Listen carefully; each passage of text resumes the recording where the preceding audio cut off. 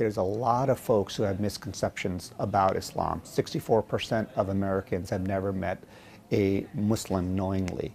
There is a lot of fear of Muslims and what their motives are. Islam has faced years of negative propaganda around the world. The Ahmadiyya Muslim community has responded by leading efforts to combat negative perceptions of the faith. MTN News recently spoke to one of the men fortunate to be serving in the USA Jamaat's national press and media team. The greatest single moment that allowed us to accelerate the efforts was a couple of our members coming to meet Hazur on a regular basis, coming to London to seek guidance from Hazur to understand how we should answer the complex questions. One of the questions that comes up is that, the Ahmadiyya Muslim community is a small minority. You read this a lot in the media when it's covered. We're a small minority.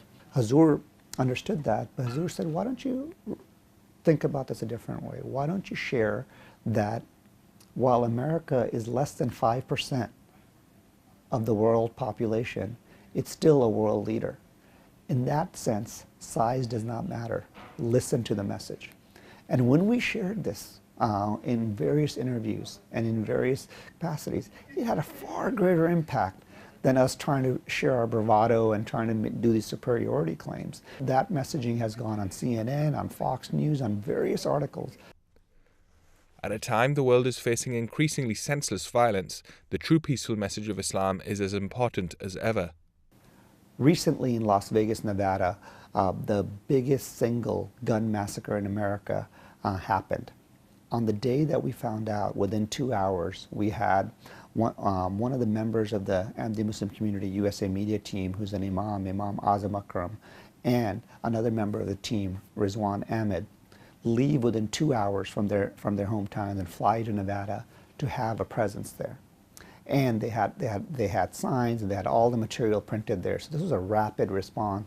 We not only gave Islam's response to various local, international, and national periodicals, we also were able to hold our signs and show our signs to the citizens, the local citizens, and tell them about Islam, tell them about love for all, hatred for none.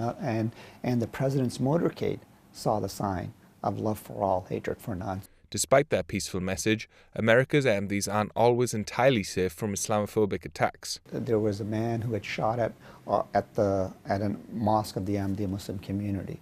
Middle of the night, we believe he was drunk and he had done that.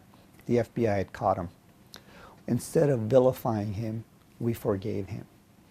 And as we did that, and as we went through that, the community turned up. The governor, the lieutenant governor, the congressperson, the senator, everyone descended on the mosque of the Ahmadiyya Muslim community because they saw that we are representing true Islam.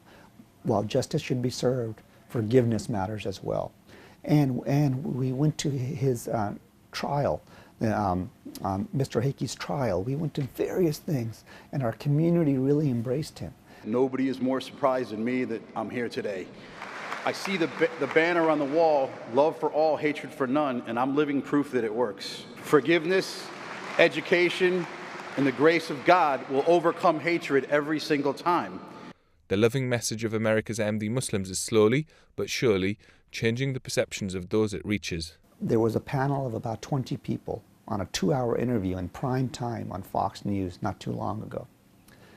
All the representatives on that panel that were Muslim, which were over 5, were all members of the Ahmadiyya Muslim community, because they know that we are the leading provider of Islamic content. We are the largest and most organized Muslim community in America and beyond, and we have a worldwide leader. In that interview, I can tell you a couple of things. In that interview, there were victims whose families had been killed by extremists who were Muslim.